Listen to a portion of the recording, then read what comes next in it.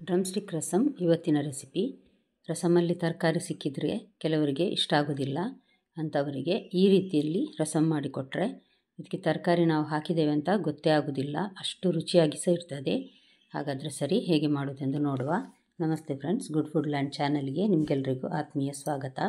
4 table ಸ್ಪೂನ್ನಷ್ಟು ತೊಗರಿಬೇಳೆಯನ್ನು 1-2-3 ಸಲ ತೊಳೆದು ನಾನಿಲ್ಲಿ ಕುಕ್ಕರಿಗೆ ಹಾಕ್ತಾ ಇದ್ದೇನೆ. ಇದಕ್ಕೆ ನಾನೊಂದು 2 ನುಗ್ಗೆಕಾಯಿಯನ್ನು ನೋಡಿ ಈ ರೀತಿ ಕಟ್ ಮಾಡಿ ತೊಳೆದೆಲ್ಲ ಹಾಕಿದ್ದೇನೆ. 1-2 ಟೊಮೆಟೊ ಬೇಕು, ಇದನ್ನು ಇದೇ ರೀತಿ ದೊಡ್ಡದಾಗಿ ಕಟ್ ಮಾಡಿ ಹಾಕಿದ್ದೇನೆ. 1 ಕಾಯಿ ಮೆಣಸು, ಸ್ವಲ್ಪ ಅರಸಿನ ಹುಡಿ ಮತ್ತು ಸ್ವಲ್ಪ ಉಪ್ಪು, 1.5 ಲೋಟದಷ್ಟು ನೀರು ಹಾಕಿ 5 ವಿಜಿಲ್ ಹಾಕಿಸ್ತೇನೆ ನಾನು ಇದಕ್ಕೀಗ. ನನ್ನ ಈ ಗುಡ್ ಫುಡ್ ಲ್ಯಾಂಡ್ ಚಾನಲನ್ನು ಸಬ್ಸ್ಕ್ರೈಬ್ ಮಾಡಿಲ್ಲ ಅಂದರೆ ದಯವಿಟ್ಟು ಸಬ್ಸ್ಕ್ರೈಬ್ ಮಾಡಿ, ಹಾಗೂ ನಿಮಗೆ ಇಷ್ಟ ಆದರೆ ಲೈಕ್ ಬಟನನ್ನು ಪ್ರೆಸ್ ಮಾಡಿ ಮತ್ತು ಫ್ಯಾಮಿಲಿ ಫ್ರೆಂಡ್ಸಿಗೆ ಶೇರ್ ಮಾಡೋದನ್ನು ಮರಿಬೇಡಿ. ಇದಕ್ಕೊಂದು ಮಸಾಲೆ ರೆಡಿ ಮಾಡುವ. ಅರ್ಧ ಚಮಚದಷ್ಟು ಕರಿಮೆಣಸು, ಅರ್ಧ ಚಮಚದಷ್ಟು ಜೀರಿಗೆ, 1 ಚಮಚದಷ್ಟು ಕೊತ್ತಂಬರಿ ಮತ್ತು ಉದ್ದ ಕೆಂಪು ಮೆಣಸು. ಖಾರ ನೋಡಿ ಹಾಕ್ಕೊಳ್ಬಹುದು, ನಾನು ಒಂದೇ ಹಾಕಿದ್ದೇನೆ. ನೋಡಿ, ಇದನ್ನು ತರಿಯಾಗಿ ಈ ರೀತಿ ಗ್ರೈಂಡ್ ಮಾಡಬೇಕು.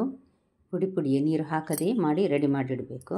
ಇಲ್ಲಿ 1/4 ಲಿಂಬೆ ಹುಳಿಯಷ್ಟು ಹುಣಸೆ ಹಣ್ಣನ್ನು ನಾನಿಲ್ಲಿ ತೊಳೆದು ನೆನೆ ಹಾಕಿದ್ದೇನೆ.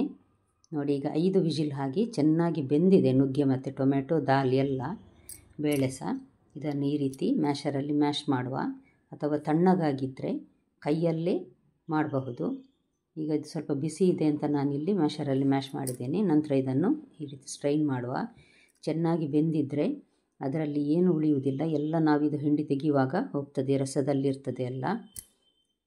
ಸ್ವಲ್ಪ ನೀರು ಹಾಕಿ ಸಹ ನಾನಿಲ್ಲ ನೋಡಿ ಈ ರೀತಿ ಕೈಯಲ್ಲಿ ಈಗ ತಣ್ಣಗಾಗಿದೆ, ಈ ರೀತಿ ಮಾಡಿ ರಸವನ್ನು ತೆಗಿತಾ ಇದ್ದೇನೆ. ನೋಡಿ, ಇದೊಂದು ನಿಜವಾಗ್ಲೂ ರುಚಿಯಾದ ರಸಮ್, ಯಾಕಂದರೆ ಇದರಲ್ಲಿ ನಾವು ತರಕಾರಿ ಹಾಕಿದ್ದೇವೆ ಅಂತ ಗೊತ್ತೇ ಆಗೋದಿಲ್ಲ.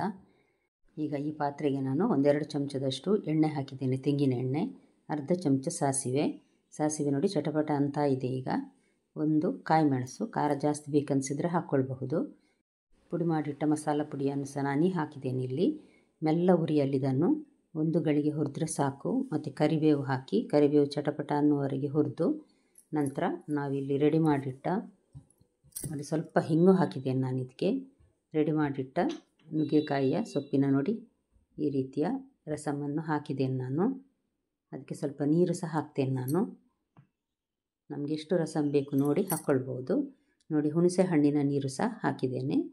ಸ್ವಲ್ಪ ರುಚಿಗೆ ಉಪ್ಪು ನೋಡಿ ಹಾಕಿದ ನಂತರ ಇದನ್ನು 5 ನಿಮಿಷ ಜೋರು ಉರಿಯಲ್ಲಿ ಚೆನ್ನಾಗಿ ಕುದಿಲಿಕ್ಕೆ ಬಿಡುವ. ಯಾಕಂದರೆ ಇದು ಆಲ್ರೆಡಿ ಬೆಂದಿದೆ, ಸ್ವಲ್ಪ ಕುದಿದು ಬಂದರೆ ಸಾಕಾಗ್ತದೆ. ನೋಡಿ, ಚೆನ್ನಾಗಿ ಕುದೀತಾ ಇದೆ. ಈಗ ಸಾಕು. ಗ್ಯಾಸ್ ಆಫ್ ಮಾಡಿ ಕೊತ್ತಂಬರಿ ಸೊಪ್ಪು ಹಾಕಿದರೆ ಡ್ರಮ್ ಸ್ಟಿಕ್ ರಸಮ್ ರೆಡಿ ಆಯಿತು. ತುಂಬ ಅನ್ನಕ್ಕೆ ರುಚಿಯಾಗಿ ಬರ್ತದೆ ಇದು. ನೋಡಿ, ಕೊತ್ತಂಬರಿ ಸೊಪ್ಪು ಹಾಕಿದ್ದೇನೆ. ಪರಿಮಳಕ್ಕೆ ಸಹ ರುಚಿಗೆ ಸಹ ಇದು ತುಂಬ ಒಳ್ಳೆಯದು. ನೋಡಿ, ರಸಮ್ ರೆಡಿ ಆಯಿತು. ಖಂಡಿತ ನಿಮಗೆ ಇವತ್ತಿನ ರೆಸಿಪಿ ಇಷ್ಟ ಆಗಿರ್ಬೋದು ಫ್ರೆಂಡ್ಸ್. ನಾಳೆ ಇನ್ನೊಂದು ಹೊಸ ರೆಸಿಪಿಯೊಂದಿಗೆ ನಿಮ್ಮನ್ನು ಮತ್ತೆ ಭೇಟಿ ಆಗ್ತೇನೆ. ಧನ್ಯವಾದ.